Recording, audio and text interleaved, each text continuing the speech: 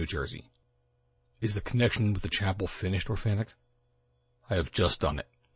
Everything is ready in the casemates of the bastions? Everything. The bastions and chapel are in direct connection with the dungeon? They are.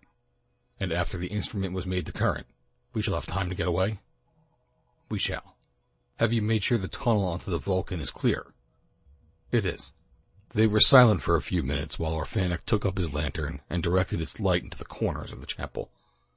Ah, my old castle, exclaimed the Baron. You will cost them dear who would storm your walls. And Rodolphe de Gortz pronounced these words in a tone which made the Count shudder. You've heard what they say at worst? The Baron asked Orphanik.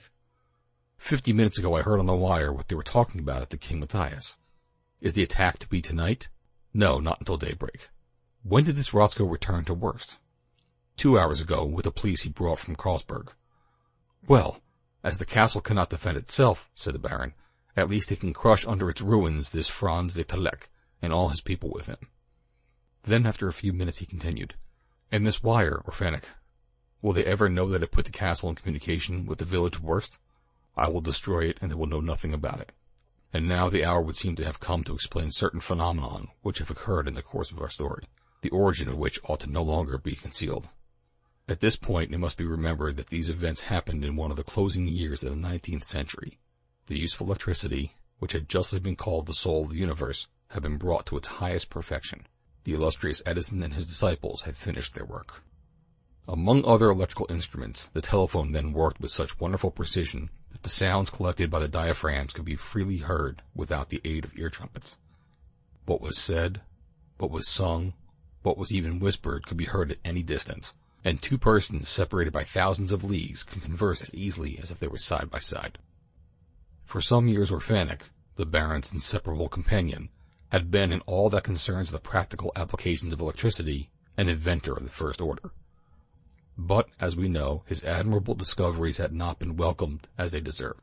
The learned world had taken him for a madman, whereas he was a man of genius, and hence the inappeasable hatred which the despised inventor bore to his fellow men. It was under these circumstances that Baron de Gortz had met Orphanik, who was then in the depths of misery.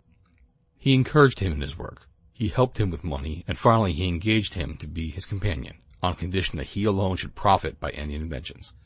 In fact, these two eccentric personages were made to understand one another, and since their meeting they had never separated, not even when the Baron de Gortz was following Listilla from town to town in Italy, while the melomaniac was intoxicating himself with the singing of the incomparable artiste. Orphanik was busy in completing the discoveries made by electricians during these later years, perfecting their adaptations and obtaining the most extraordinary results from them. After the events which terminated the dramatic career of Listilla, the Baron had disappeared without anyone knowing what had become of him. When he left Naples, it was in the castle of the Carpathians that he had taken refuge, accompanied by Orphanik, who had no hesitation in shutting himself up with it. When he resolved to bury his existence in this old castle, the Baron's intention was that no inhabitant of the district should suspect his return, and no one try to visit him. He need not say that Orphanik and he had the means of providing liberally for their daily wants.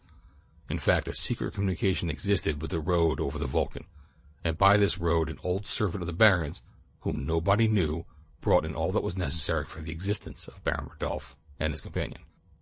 In reality, what remained of the castle, and particularly the central dungeon, was less dilapidated than was believed, and even more habitable than its inmates required. Orphanik, provided with all he wanted for his experiments, busied himself with immense researches in physics and chemistry, and of these he proposed to avail himself in his attempt to keep off unwelcome visitors. The Baron de Gortz received the propositions with eagerness, and Orphanik built special machinery for spreading terror in the country by producing phenomenon which could only be ascribed to diabolic agencies. But in the first place it was necessary for the Baron de Gortz to be kept informed of what was passing in the nearest village. Was there any means of hearing what his people were talking about without their suspecting anything? Yes, if a telephone communication could be established between the castle and the large saloon of the King Matthias, where the notables of Worst were accustomed to meeting every evening. Orphanik managed very skillfully and very secretly, and in the most simple manner, a copper wire covered with the insulating sheath had one end fastened on the first floor of the dungeon, and was then laid under the waters of the Naiad up to the village of Worst. This part of the work accomplished, Orphanik, going himself out as a tourist, came to spend a night at the King Matthias, and there connect the wire with the inn saloon. It was easy for him to bring up the end, from the bed of the torrent to the height of the back window, which was never opened. He then fixed a telephonic instrument which was hidden by the thick foliage, and with that connected the cable. As the instrument was ingeniously adapted to emit as well as receive sound, Baron de Gortz could hear all that was said at the King Matthias, and make himself heard whenever he chose. During the first years, the tranquility of the castle was not troubled. The evil reputation it enjoyed was enough to keep the people of Worst away from it. But one day, that on which our story began, the purchase of the telescope led to the smoke being noticed escaping from the dungeon chimney. From that moment, interest was reawakened, and we know what happened. It was then that the telephonic communication proved useful, for the Baron and Orphanik could keep themselves posted up on what was passing in the village. It was by the wire that they knew that Nick Deck had undertaken to visit the castle, and by the wire the threatening voice entered the room to endeavor to keep them away. When the young forester persisted in his determination in spite of the menace, the Baron resolved to give him such a lesson that he would have no desire to try it again. That night, Orphanik's machinery, which was always in working order, produced a series of purely physical phenomena intended to carry terror throughout the district. The bell was rung in the old chapel, intense flames were shot forth mingled with sea salt, giving a spectral appearance to everything. Powerful sirens were worked from which the compressed air escaped in terrible groans. Diagram outlines of monsters were projected onto the clouds by means of huge reflectors. Iron plates were laid about the ditch in communication with electric batteries, and one of these plates caught the doctor by his iron-shod boots, while another had given the forester a shock at the moment he laid his hand on the drawbridge. And so the Baron thought that after the apparition of these prodigies, after the attempts of Nick Deck which had ended so badly, terror would reach its height in the district, and that neither for gold nor silver would anyone approach even within 2 good miles of this castle of the Carpathians, evidently haunted by supernatural beings. Rodolphe de Gortz thought himself safe from all unwelcome curiosity when Franz de Telek arrived in the village of Worst. All that passed between him and Jonas and Master Koltz and the others was immediately known to him along the wire in the Naiad. The Baron's hatred of the young count was rekindled by the memory of the events which had occurred at Naples. Not only was Franz de Telek in the village a few miles from the castle, but there before the notables he was deriding their absurd superstitions and demolishing the fantastic reputation that protected the castle of the Carpathians. And he was even undertaking to warn the Carlsberg authorities so that the police might come and scatter the legends to the winds. And so the Baron de Gortz resolved to allure Franz de Telek to the castle, and we know by what means he had succeeded. The voice of Listilla, sent into the inn saloon by means of the telephone, had led the young count to turn aside from his road to visit the castle. The apparition of the singer on the platform of the bastion had given him an irresistible desire to enter. A light shone at one of the windows of the dungeon had guided him to the gate, which was open to let him in. In this crypt, lighted electrically, in which he had again heard that wonderful voice, and where food was brought him while he was in a lethargic sleep, in that crypt in the depth of the castle, the door which was closed to him, Franz de Telek was in the power of the Baron de Gortz, and the Baron de Gortz intended he should never get out of it. Such were the results obtained by this mysterious collaboration between Rodolphe de Gortz and his accomplice Orphanik. But to his extreme disgust, the Baron knew that the alarm had been given by Rotzko, who, not having followed his master into the castle, had warned the authorities at Carlsberg. A detachment of police had arrived at the village of Worst, and the Baron de Gortz would have a strong force to contend with. How could he and Orphanik defend themselves against a numerous party? The means employed against Nick Deck and the Dr. Patak would not be enough, for the police did not believe in diabolic intervention. And so they had resolved to destroy the castle completely, and were only waiting for the moment to act.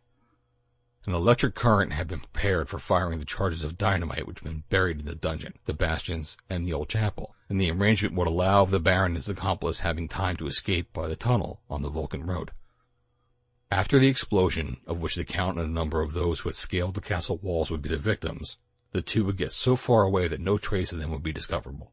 What he had just heard had given Franz the explanation of many things that had happened. He now knew that telephonic communication existed between the castle of the Carpathians and the village of Worst. He also knew that the castle was about to be destroyed in an explosion that would cost him his life and be fatal to the police brought by Rotzko. He knew that the Baron de Gortz and Orphanik would have time to get away, dragging with them the unconscious Listilla. Why could not Franz rush into the chapel and throw himself on these men? He would have knocked them down. He would have stopped their injuring anyone.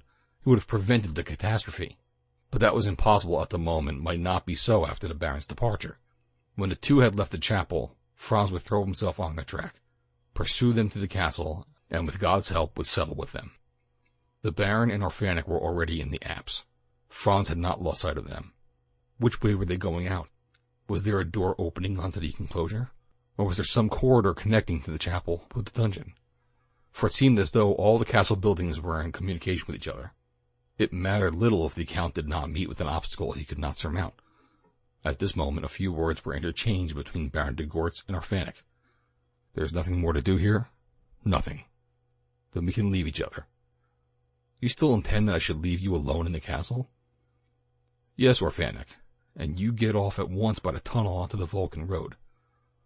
"But you?" "I shall not leave the castle until the last moment. It is understood that I am to wait for you at Bistritz?" "At Bistritz."